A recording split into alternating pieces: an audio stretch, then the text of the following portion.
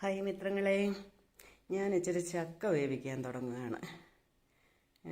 ഇന്നലെ വൈകിട്ട് പോയിട്ടൊരു ചക്ക ഇട്ട് പഴുത്തതാണെന്ന് പറഞ്ഞു, പക്ഷേ അത് താഴെ വീണ് പൊട്ടിക്കേറിപ്പോയി. പച്ചച്ചക്കയായിരുന്നു. അപ്പോൾ പിന്നെ എന്നാൽ അതങ്ങ് വേവിച്ച് കളയാമെന്ന് വെച്ച്. ഞാൻ ചക്ക വേവിക്കുന്നതിലൊന്നും എക്സ്പേർട്ടൊന്നുമല്ല. പിന്നെ അതൊക്കെ ഒന്ന് വെട്ടി പൊളിച്ച് പറക്കി അരിഞ്ഞു വെച്ചിരിക്കുകയാണ്. അങ്ങനെയൊക്കെയാണ് കാര്യങ്ങൾ.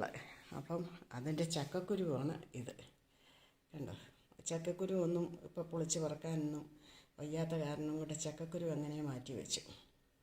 അപ്പോൾ ഈ ചക്ക ഒന്ന് വേവിക്കാമെന്ന് വിചാരിച്ചാൽ അതിന് ആവശ്യമായിട്ടുള്ള കണ്ടോ, തേങ്ങ,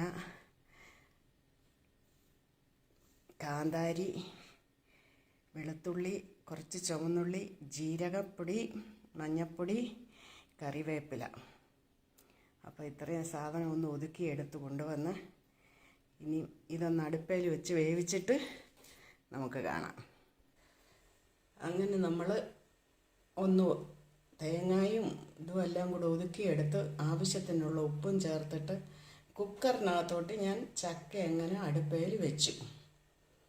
ഇതൊരു 2 വിസിൽ വരുന്നിടം വരെ നമുക്ക് കാത്തിരിക്കാം. അങ്ങനെ നമ്മുടെ ചക്കയ്ക്ക് വിസിലടിക്കാൻ തുടങ്ങുന്നു.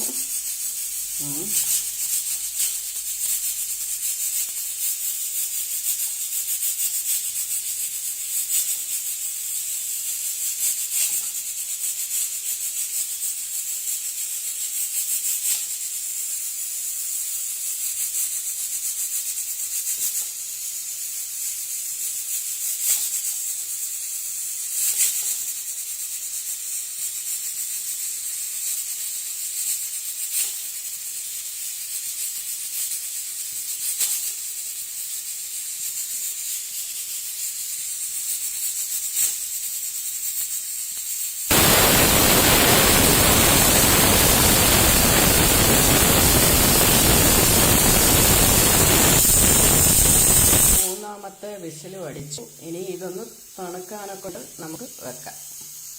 അങ്ങനെ നമ്മുടെ ചക്കയുടെ അടപ്പൊന്ന് തുറന്ന് നോക്കാം. തണുപ്പ്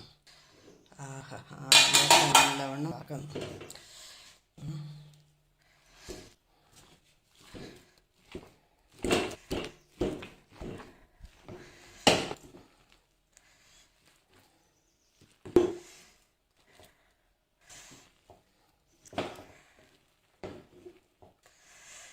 ഇതാണ് ചക്ക പരുവം. അങ്ങനെ ചക്ക റെഡി ആയിട്ടുണ്ട്. സൂപ്പറായിട്ടുണ്ട് ചക്ക. കണ്ടോ, ഞാനൊന്ന് ഉപ്പ് നോക്കട്ടെ ശകലം.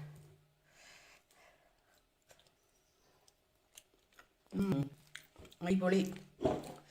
അപ്പോൾ ഉച്ചയൂണിന് ചക്ക പൊരി. അപ്പോൾ ഇനി വേറൊരു ചക്കയുടെ വിശേഷങ്ങളുമായി വരുന്നിടം വരെ നന്ദി, നമസ്കാരം.